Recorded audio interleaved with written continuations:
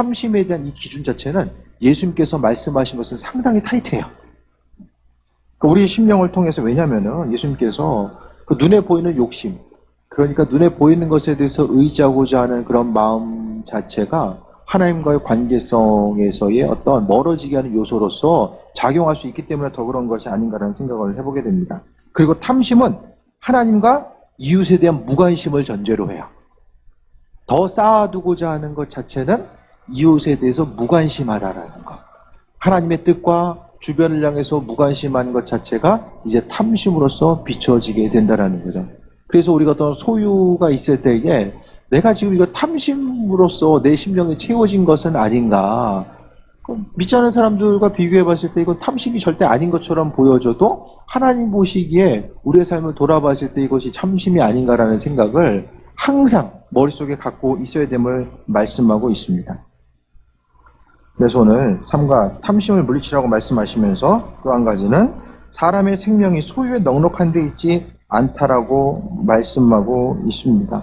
우리가 삶을 돌아봤을 때에 우리의 생명, 우리를 살리게 하는 자체, 그러니까 사람들의 대부분 생각들은 조금 더 쉽고 편안한 삶을 누리기 위해서는 더 많은 것을 가져야 되는 것, 그것이 가장 첫 번째 전제 조건으로서 인식되는 이때에, 하지만은 오늘 본문은 사람은 눈에 보이는 것을 이야기하지만 오늘 주님께서는 생명, 영원한 생명에 더 중심을 두고 있어요. 보여지는 것보다 보이지 않는 세계에 대해서 왜 이렇게 말씀하실까? 예수님은 보이지 않는 세계를 보고 오셨잖아요. 천국의 세계를 보고 오신 분, 본 것뿐만 아니라 그것을 누리고 오신 분이기 때문에 우리로 하여금 마음의 중심을 두어야 되는 것이 무엇인지를 분명하게 말씀하고 있습니다. 믿는 우리들은 우리의 삶을 돌아봤을 때에 항상 하나님의 말씀, 영원한 생명의 말씀이 무엇인지에 대해서 분명히 기억해야 되는데, 누가복음 10장 25절에서 37절 말씀을 보게 되면 사랑을 실천하는 것, 여기서 보게 되면 이제 사마리아인의 비유가 나오고요. 이런 내용들을 통해서 생명이 어디 있는지에 대해서 예수님께서 분명하게 말씀하고 있어요. 우리의 육신의 생명은 쉽게 말하면 세상 사람들은 더 많은 것을 소유하고 쌓아놔야지만이 내 인생 가운데 영원한 생명을 누릴 수 있고 소유할 수 있다고 생각하는데, 그것이 아니라 영원한 생명 자체는 오히려 가지고 들어오려고 하는 그런 것보다 있는 것을 내보내려고 하는 그 모습, 그것을 통해서 우리에게 은혜가 주어진다라는 것, 영원한 생명이 주어진다라는 것에 대해서 또 바라볼 수 있게 됩니다. 그러니까 쌓이면 쌓일수록 사람들은 이거 하나님의 축복이구나, 주님께서 주셨구나, 그러니까 많이 쌓아진 것을 보면서 우리가 스스로 생각하는 것과 하나님이 쌓아놓은 것을 보면서 생각하시는 것을 말씀을 통해서 오늘 비춰봤을 때에 완전히 반대의 개념일 수 있다는 것을 보게 됩니다. 그래서 세상 사람들은 항상 똑같이 생각하죠. 하나님의 축복은 물질적인 쌓아두는 것, 더 많은 것을 쌓아둔 사람이 세상적인 가치를 통해서 보게 되면, 특히 이제 신앙인들이 많이 쌓아놓고 있으면 저 사람 많이 쌓은 것 자체가 하나님의 축복을 많이 받은 사람, 좀 못 쌓아놓고 있으면은 좀 그렇지 못한 사람으로 인식되잖아요. 근데 예수님께서는 정반대의 말씀을 하고 있는 거예요. 이와 같은 현상들, 사람들의 생각과 주님의 생각, 말씀이 왜 다른지 아십니까? 성경 말씀을 보고 싶은 것만 가져온 거예요. 그러니까 내 생각과 보고 싶은 것, 잡고 싶은 성경의 말씀을 잡는 거예요.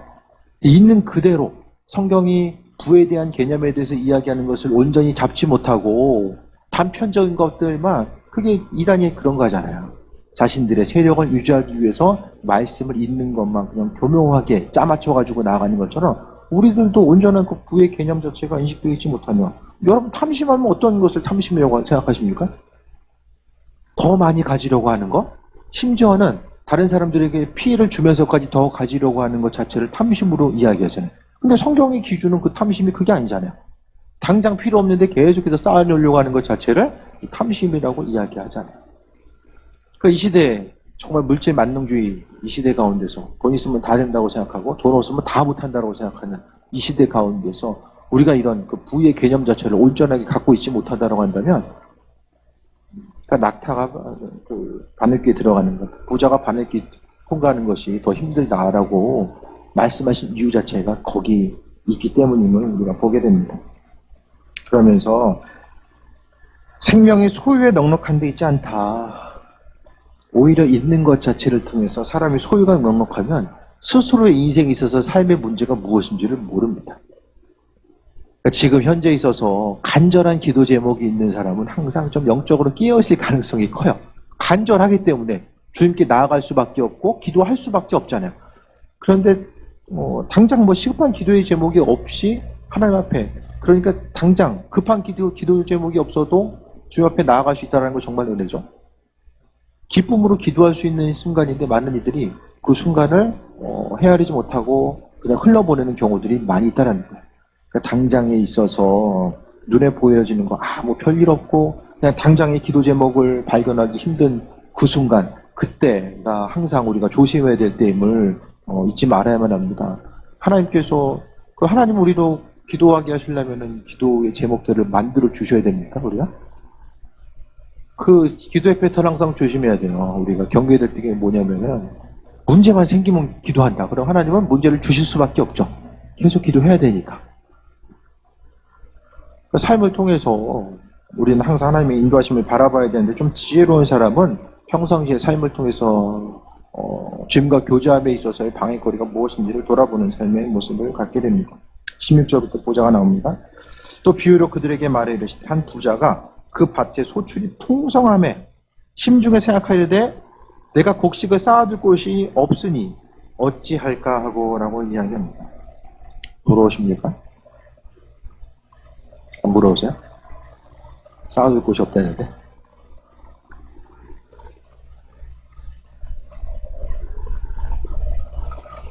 부자가 이제 독백을 하게 되는데요. 스스로 이제 이야기하는데, 부자가 강조하는 것 자체가 두 가지가 강조인데요. 뭐가 강조가 되냐면, 나라는 것이 강조가 돼요, 내가. 그래서 17절에 보면, 내가 곡식을 쌓아둘 곳이 없으니, 18절에 내가 이렇게 하리다. 내 곡간, 내 모든 곡식, 또 내가 내 영혼에게. 나라는 말이 계속 강조돼요. 강조되는 게 보이세요? 나 자신. 내가 계속해서 강조. 삶에 있어서 부자가 지금 이 본문에 있어서는 누군가의 관점이 아니라 이 부자가 자기 독백을 하고 있잖아요. 혼자서 지금 자기 독백을 하고 있거든요. 그러면서 심중에 있는 것들이 다 지금 흘러나오는데, 부자의 중심 자체는 나인 거예요, 나. 나 외에는 아무것도 보이지 않는 거예요. 그래서 내가 강조된다. 내 심중에, 내 곡식, 내 곡간, 내가 쌓아두고 내 영혼. 그러니까 나라는 것들이 계속해서 강조된다는 것은 오늘 본문에 있어서의 부자의 마음속에 중심으로 가지고 있는 것이 무엇인지를 분명하게 표출되고 있는 것에 대해서 보게 됩니다. 그러니까 내가 강조된다라는 것은 하나님의 자리가 없는 거예요.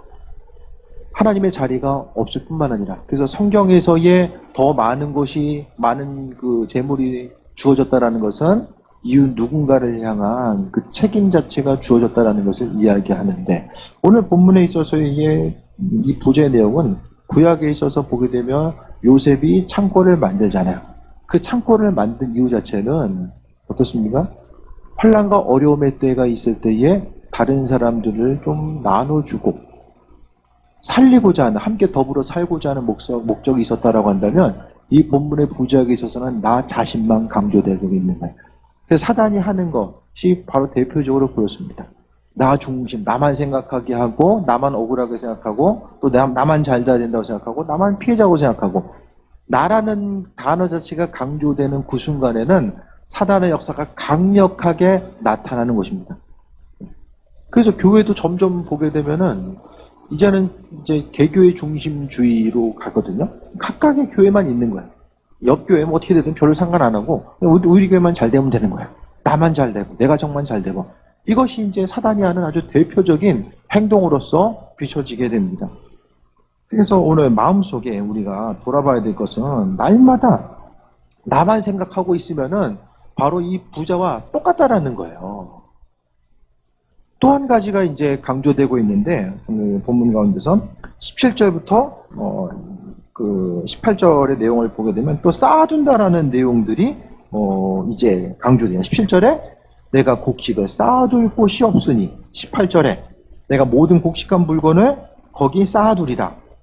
19절에 영혼아 여러 쓸 물건을 많이 쌓아두었으니. 또 강조되는 게 뭐라고요? 쌓아두었으니.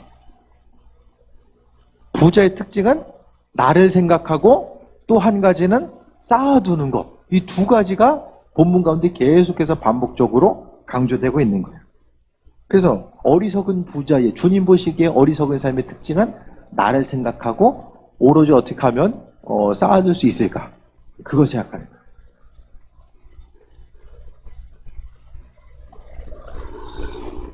자, 이거 생각하면 이거 건축헌금도 이거 모아놓는 것 자체 이걸 어떻게 해야 되나 이런 생각도 좀 살짝 좀 고민하게 돼요. 그죠? 주님 언제 오실지 모르는데. 쌓아두는 것 자체를 생각했을 때에 주님이 더 쌓아놓게 안 하시려면 쓰게 하시면 될 텐데요. 빨리빨리 건축헌금 쓰게 하시면 별로 쌓는 것 가지고 별로 이렇게 고민 안 해도 될 텐데. 쌓아둔다라는 것 자체는 하나님과는 전혀 상관없는 것. 이 쌓아둠이 누군가를 위해서가 아니라 준비됨이 아니라 스스로의 삶의 만족감을 위해서 계속해서 쌓아두고자 하는 그 모습에 대해서 보게 됩니다. 그러니까 오늘 본문의 쌓아둠과 내가 강조되는 것은 오늘 본문에 있는 부자의 내면의 소리가 밖을 통해서 강조되잖아요. 그럼 내 안에 지금 우리 모여있는 우리 안에 있어서의 내면의 소리, 이 부자의 내면의 소리는 이렇게 나오게 되는데 우리의 내면의 소리는 어떻습니까? 하나님께서 주신 이유, 우리에게 있어서의 물질이든 건강이든 주신 이유가 목적이 분명히 있는데 그것에 대해서 인식하지 못하고 어떻게 하면 세상에 있는 것에 대해서 조금이라도 더 늘릴 수 있을까에 대해서만 우리가 고민하면서 살아가지는 않는가. 주변 누군가의 사정과 형편은 전혀 돌아보지 않고 오로지 나를 위해서만 쌓고 또 내가 내 인생의 주인이 되어서 인생을 살고자 하면은 오늘 내 내면의 소리에 관심을 기울이지 못하고 그 음성의 중심을 두지 못한다라고 한다면 오늘 주님으로부터 책망받을 수 없다라는 것에 대해서 또한 발견하게 됩니다. 그래서 이 부자가 선택했던 것은 곡간을 헐고 크게 짓고 모든 곡식과 물건을 거기 더 크게 많은 부분들을 쌓아두는 것, 거기에 마음의 중심과 생각을 두게 됩니다. 이 부자의 모습을 보면서 어떻게 생각하십니까? 보통 사람들의 사고잖아요. 많이 있으니까 어떻게 해야 됩니까? 더 많이 쌓아두는 거. 오늘 본문에 나와 있는 이 부자가 지금 세상 사람들의 가치관 가운데 이 사람이 이상한 사람입니까? 어떻게 생각하세요? 주님 보시기에 이상하지만 여러분 눈에도 이 사람이 이상한 사람으로 보여집니까? 주님의 시선이라고 하는 것들을 잠시 내려두고 여러분이 이웃 사람, 이웃에 있는 한 사람이라고 생각했을 때 옆집 사람이 농사 짓고 있는데 소출이 많아가지고 이제 헐고서 다시 져야 되겠다 생각하고 그거 있는 거 가지고 마음의 평안함을 누리자는 것 자체가 여러분 생각하기에 좀 이상한 일이에요? 아니면은 그냥 정상적인 사고방식이야? 세상 사람들 보기에는 정상적인 사고방식이에요. 때로는 이렇게 내가 갖고 있지 못하기 때문에 이렇게 사는 사람들을 또 부러워하기도 하고 그 성경의 관점, 하나님의 시선과 인도하심과 예비하심에 대해서는 별로 이렇게 중요하게 생각하지 않고 그냥 당장 눈에 보이는 것이 얼마나 더 많이 가지고 있느냐 없느냐 거기에만 중심을 두고 살아가게 되는 것.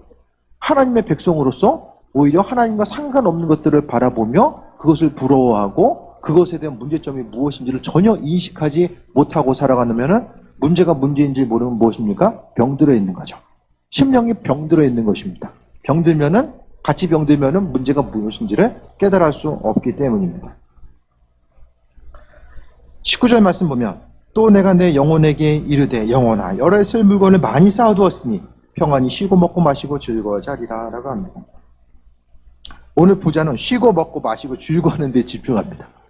어떻게 하면 있는 거 가지고 쉬어야 되겠다. 먹고 마셔야 되겠다. 즐거워야 되겠다. 이것이 부자에 있어서의 관점과 그의 마음의 중심이었던 거예요. 여기 여러분 싫어하는 거 있으세요? 쉬고 먹고 마시고 즐거워하는 거.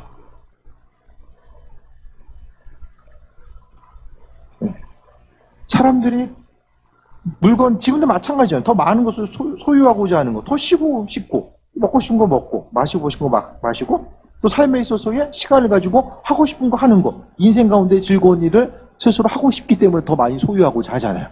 이것이 믿지 않는 사람들에게만 해당되는 얘기입니까? 우리는 상관이 없습니까?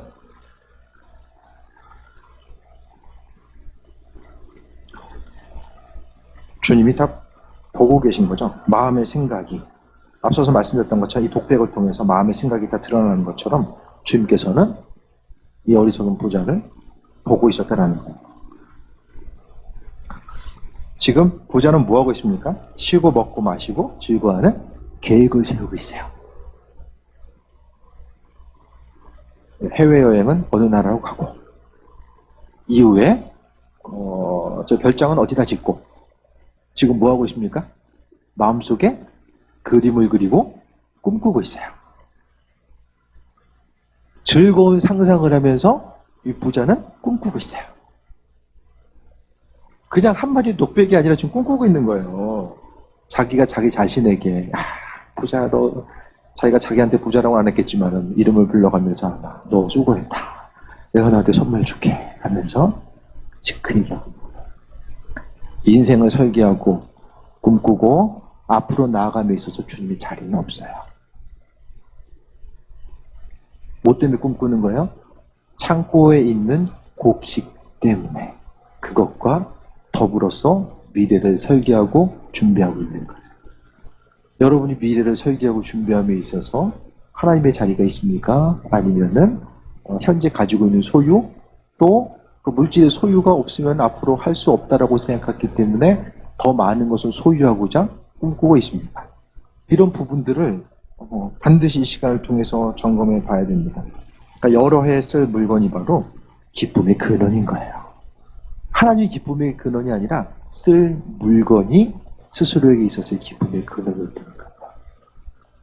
근데 오늘 본문이 참 두려움의 요소로 다가오는 것은 이 본문에 나와 있는 부자나 우리나 뭐가 다를까? 뭐 다릅니까? 편안히 씻고 먹고 마시고 즐거워하는 것과 더 많은 것이 있어야지만이 마음의 평안함을 얻을 수 있다고 생각하는 것. 오늘 본문에 있는 이 한 사람이 이 사람이 누가복음에 있지 않고 다른 어떤 예전에 이스라엘의 어떤 이야기책 가운데 이 사람이 있었으면은 이 사람은 지극히 평범하고 정상적인 사람으로 그려줄 수 있는 사람이에요. 그런데 예수님께서 물질에 대한 소유에 대한 개념을 이야기하시면서 비유로 여기에 있는 사람, 이 사람을 이야기하시기 때문에 우리가 말씀과 신앙적인 관점을 통해서 바라봤을 때는 그냥 어리석은 한 명의 부자로서 나랑 별로 상관이 없는 사람? 그렇게 치부해버리기에는 상당히 많은 부분들을 우리로 하여금 생각하게 한다는 것입니다. 20절 봅니다. 하나님은 이르시되 어리석은 자여 오늘 밤에 내 영혼을 도로 찾으리니 그러면 내 준비한 것이 누구의 것이 되겠느냐 하셨으니라고 합니다. 어리석은 자.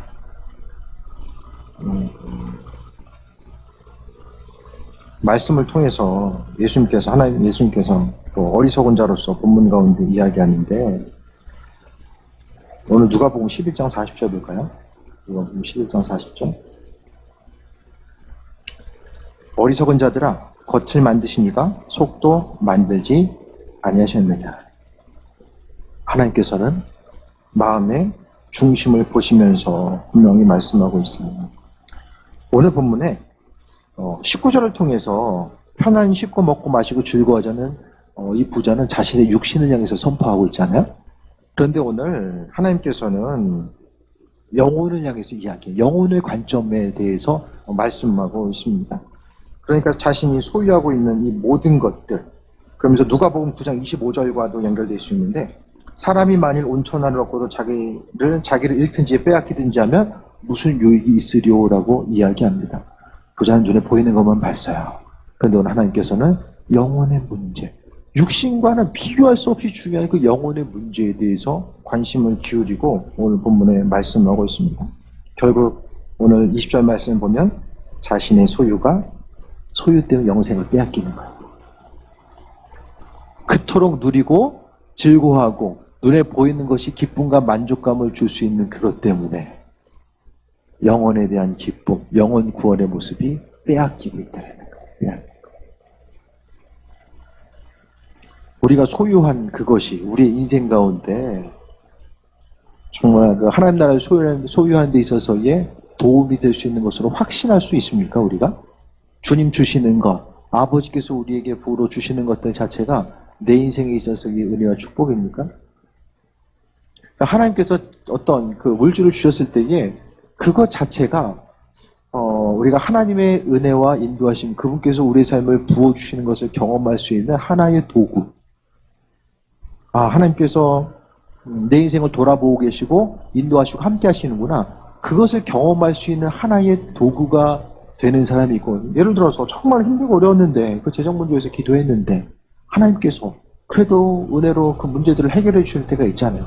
그렇게 되면 그 재정이라는 것은 하나님께서 나와 내 삶을 돌아보시고 함께 하신다는 하나의 사인이 될 수 있고 하나의 긍정적인 경험이 될 수 있게 되는데, 만약에 내가 가지고 있는 것 자체가 하나님 앞에 넉넉하거나 하나님 앞에 넉넉하지 못하고 인색하면서 오히려 가지고 있는 것 자체가 주님 보시기에 합한 자로서 사용하지 못함으로 인하여서 부담감과 또 어려움의 요소로서 다가올 때가 분명하게 있게 되면은 그거는 정말로 그 물질 자체 때문에 책망받을 수밖에 없고, 또 주신 것은 앞서서 말씀드렸던 것처럼 주신 이유와 목적이 분명히 있는데 그 목적과는 상관없이 살고 사용하다 보면은 결국에는 우리의 영혼 구원의 문제까지도 영향을 끼칠 수 있는 그런 문제들이 발생할 수 있다는 거예요. 소유가 우리의 영생을 빼앗지 못하게 됩니다. 분명히 깨어서 그 부분에 대해서 점검하지 못한다고 한다면, 그 믿음 생활하면서 있어서 이 소유의 문제, 내가 가진 소유를 어떻게 사용하고 하나님 은혜 가운데 어떻게 사용할지에 대해서 모르기 때문에, 그것 때문에 믿음 생활에 걸림돌이 되고 또 책망받을 수밖에 없는 이런 환경에 놓여 있는 것이 정말 아이러니한 거잖아요. 우리에게 은혜로 허락해 주셨는데 오히려 은혜로 주신 것 때문에 내 믿음이 성장하지 못하고 오히려 그것 때문에 발목 잡히고 있으면은 문제와 어려움으로써 다가올 수밖에 없다라는 거예요. 21절 보면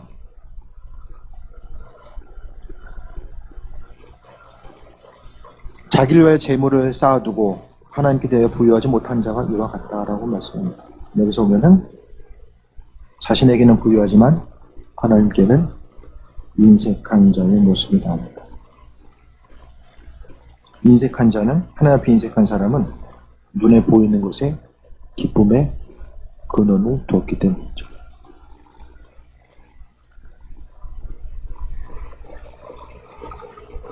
그러니까 세상에는 가진 것 때문에 그것을 통해서 더 존재하게 쓰임받는 사람들이 있고요. 오히려 가진 것 때문에 책망받는 사람, 그리고 신앙인 중에서 하나님 앞에 인색한 자가 있고 또 부유한 자가 있다는 사실을 분명하게 말씀하고 있습니다. 하루하루의 삶의 여정 가운데 주님 보시기에 합한 자로서의 삶을 살아감에 있어서 어떤 삶을 어떻게 우리가 살아가야 될까, 그런 부분에 대해서 고민하게 되는데, 점점 더 우리가 번영신학이라고 하거든요. 보여지는 거, 물질적인 축복 하나님께 주시고 오직 그것만 위해서 달려가게 되고, 그러니까 신앙인들은 하나님께 물질을 달라고 하면은 그 마지막 순간에 있어서 달라고 하는 목적과 주셨을 때에 이것이 어떻게 쓰여지는 데까지 이게 다 답이 나와 있어지는 돼요. 주시면은 제가 그때 가서 어떻게 생각해 보겠습니까? 이것은 안 돼요. 항상 하나님 없이 깨어있는 자의 삶의 모습은 그렇습니다. 주셨을 때 하나님은 분명한 주신 목적과 이유와 목적이 있을 때에, 근데 많은 부분 주신 것 자체가 흘러가지 않냐고 그냥 내 안에 갇혀져 있으면 그것은 주신 것들은 결국 내 안에서 부패할 수밖에 없어요. 그러니까 그 좋은 예가 이 성경에 있어서의 만나를 주신 그 목적, 그거 자체, 주신 것은 날마다 주신 것 가지고 살아가야 되고 감사와 만족감을 누려야 되는데 그렇지 못한 것에 대한 위험성에 대해서 이제 계속해서 강조하고 있잖아요. 재물에 대해서 하나님께 부유한 자, 어떻게 하면 좀 더 주님 앞에 부유할 수 있을까, 그런 부분에 대해서 우리가 좀 돌아보게 됩니다. 재물 자체가 있는 것 때문에 영혼 구원의 문제가 흔들리게 되고 항상 믿음의 걸림돌이 되면 우리 인생 가운데서 너무나도 어렵잖아요. 그렇다고 주지 마세요라고 또 간구하기도 좀 그렇잖아요. 이왕이면 주신 것 가지고 하나님 앞에 부유한 자로서 온전한 삶을 살아가는 그 모습. 그러니까 교회도 보면 정말로 그 재정적으로 헌신하고자 하는 이들이 저분은 정말 주님 기뻐하시겠구나. 그런 마음이 드는 이들이 있어요. 뭐 많이 하고 적게 하고를 떠나서 저렇게 헌신하는 거 정말 주님 앞에 부유한 삶. 부유한 삶을 찾고자 하면 참 저런 분이겠구나. 참 그런 분들과 한 교회에서 신앙생활 한다는 것 자체가 전 정말 감사해요. 엊그제 잠깐 생각을 해봤어요. 제가 지금 사례비의 몇 프로를 헌금을 할까? 그런 생각을 안 해봤는데 얼마나 할까요, 제가?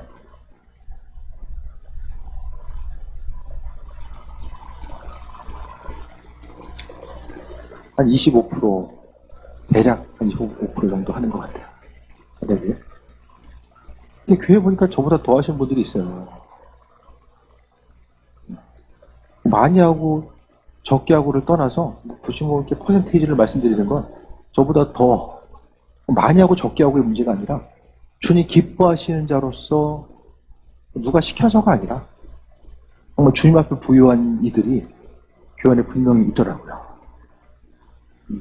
모든 일들을 생각했을 때에 항상 하나님 보시기에 합한 자로서의 온전한 삶을 살아감에 있어서 우리가 사용할 것도 없고 때로는 드리는 것 때문에 좀 해야 될 일도 못하고 어려움 당할 때도 있지만 그래도 하나님 앞에 헌신된 자, 충성된 자로서 주님 앞에 부끄럼 당하거나 물질 때문에 어려움 당하지 아니하고 주님 앞에 부유한 자, 우리가 가지고 있는 것들이 좀 부족하다고 할지라도 하나님의 약속의 말씀을 믿고 내 인생, 내 두 주먹 가지고 책임지는 것이 아니라 하나님의 말씀대로 이끄시고 인도하시고 함께 하신다는 것에 대해서 생각하면서 이제 나아가는 거죠.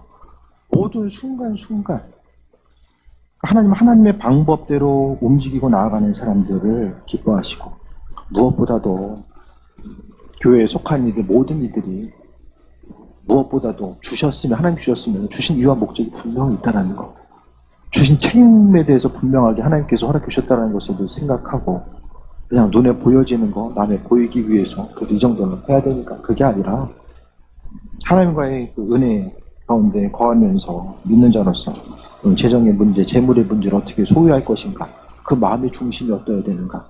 오늘 부자는 내 영혼을 위해서 내가 강조하고 쌓아두는 것, 그것만 강조하다가 하나님 앞에 영혼의 문제를 놓친 거죠. 보여지는 것 때문에 영혼의 문제를 전혀 잊어버리고 살아가다가 결국 오늘 주님께서는 말씀하고 있습니다.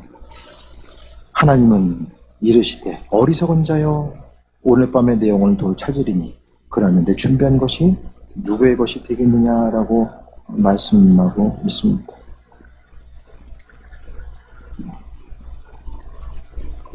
무엇이 중요하고 무엇이 중요하지 않은지에 대해서 다시 한번 돌아보시고 저는 다른 어떤 것보다도 서두에 말씀드렸던 것처럼 물질이 그냥 하나님의 은혜를 경험할 수 있는 도구 되었으면 좋겠어요.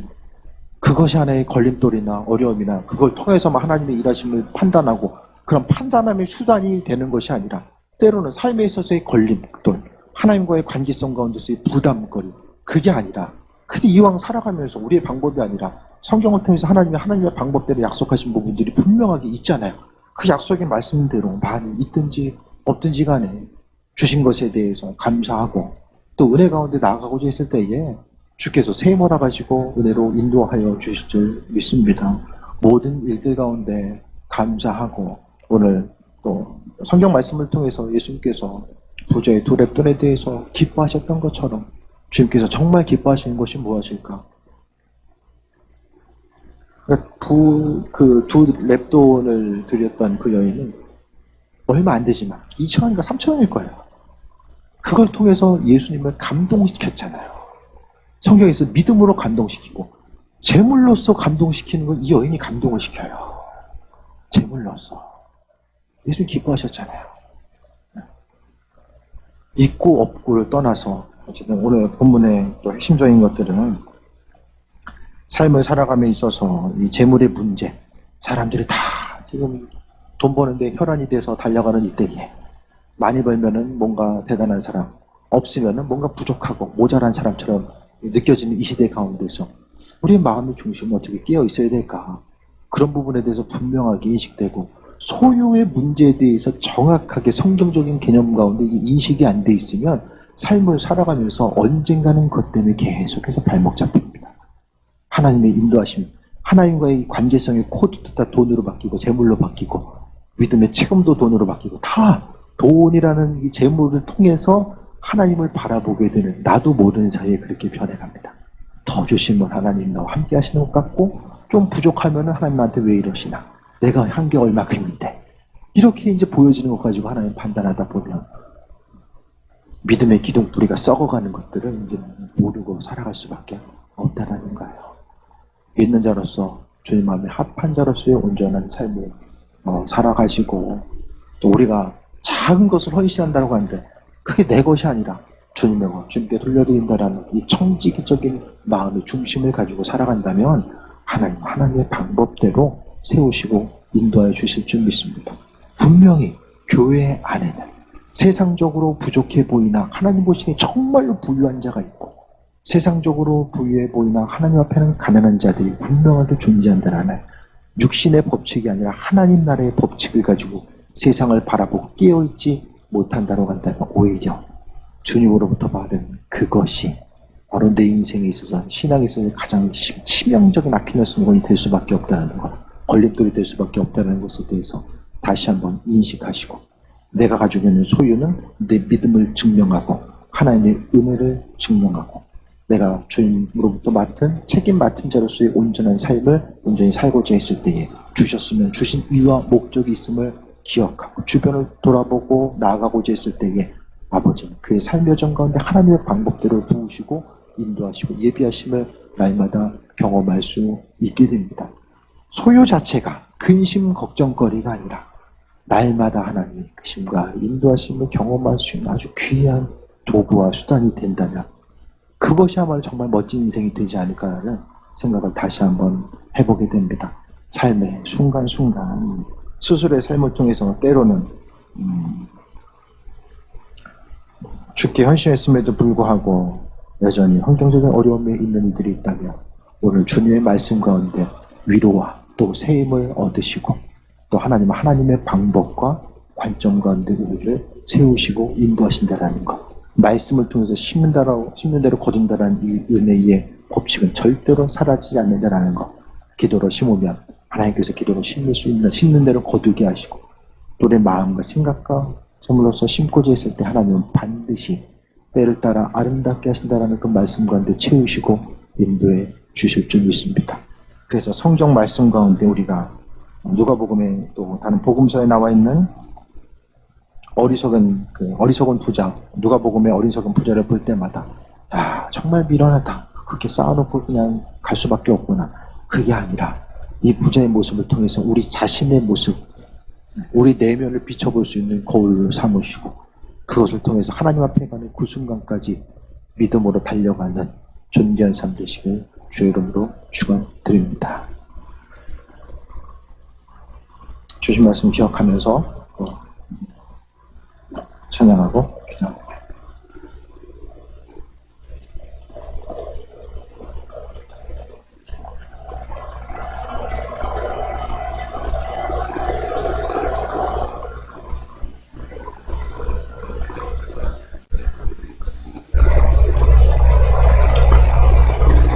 (259장) 찬양하고 기도할 때에 하나님 주신 말씀 마음속에 새기고 그 말씀 통해서 또 주님 주신 지혜를 통해서 달려가는 귀한 시간 되시길 바랍니다.